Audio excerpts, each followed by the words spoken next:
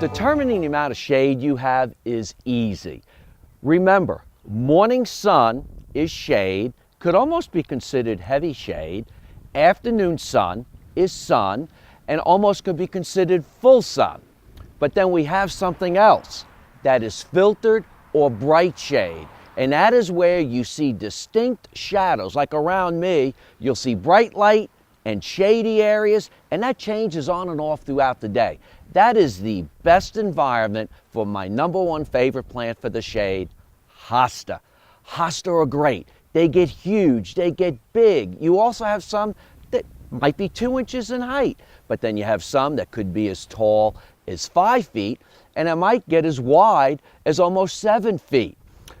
The bigger and older the hostas get, the prettier some of the varieties get. You can look at some of these giant leaves I just picked. They also make a great cut flower or in arrangements, but as they get older, you get this puckering. And if you look, and that's sort of a crepe papery look to them. As the leaves get older or the plants get older, they tend to take on certain varieties, this beautiful bluish haze. But hostas are great, and they can get to the size, one plant might be as big as a rhododendron.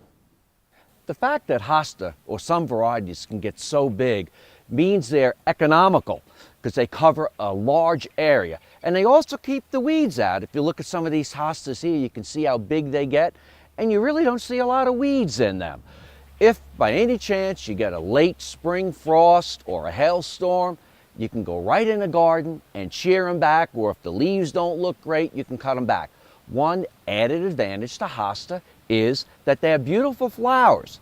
Not only are the flowers attractive, some types are fragrant, but the hummingbirds and the butterflies and your pollinators, including honeybees, also enjoy hosta.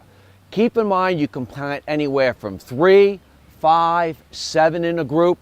In fact, you can create a whole shade garden just with hosta. Maybe something looking like waves of golds, yellows, blues, and greens.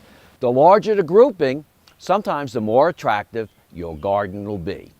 I'm Mark Viette. Join me next time in the garden. For more garden tips, go to inthegardenradio.com.